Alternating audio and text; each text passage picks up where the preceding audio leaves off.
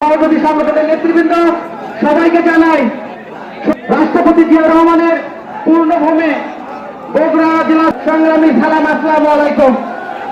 সংগ্রামী ভাই আমার, আজকে আমরা এখানে সমবেত হয়েছি।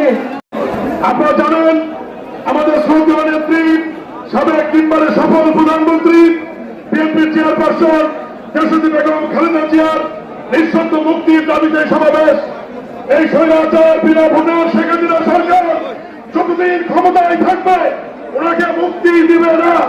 এই কারণে আমাদেরকে আবারও এক দফার দাবিতে ফিরিয়ে যেতে হবে এবং এই স্বৈরাচার শেখ হাসিনার পতন না হওয়া পর্যন্ত, শ্রদ্ধেয় নেত্রী বেগম খালেদা জিয়াকে মুক্ত না করা পর্যন্ত দেশ নায়ক তারেক রহমানকে দেশে ফিরিয়ে দিয়ে না আসা পর্যন্ত আমরা রাজপথ থেকে ফিরে যাব না, যাব না, যাব না।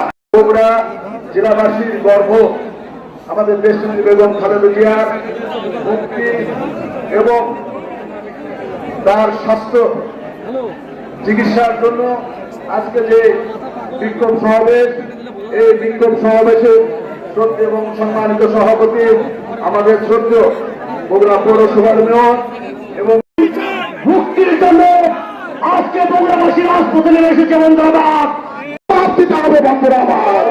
শেখ হাসিনার উদ্দেশ্যে বলতে চাই, ভারতের দ্বারা মোদীর সঙ্গে দরজা বন্ধ করে দিয়ে আপনি চুক্তি করবেন, দেশ বিক্রির চুক্তি করবেন, বাংলাদেশের মানুষ সেইটি মেনে নেবে না।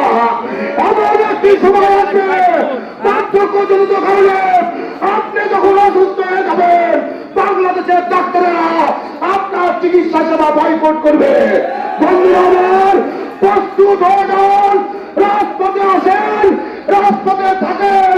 খালেদা জিয়ার মুক্তি দিতে শেখ হাসিনা বাধ্য হবে ইনশাআল্লাহ।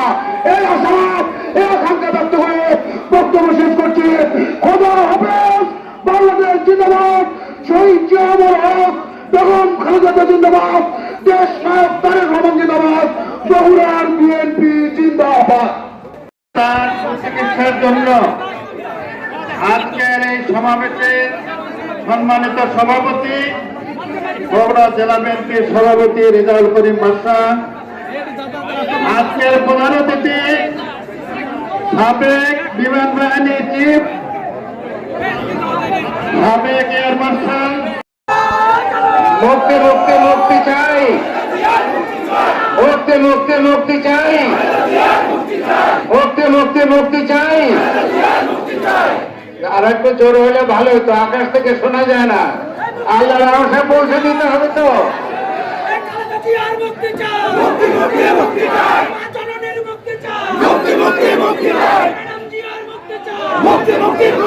থ্যাংক ইউ, তোমাদের অনেক ধন্যবাদ। Thank you.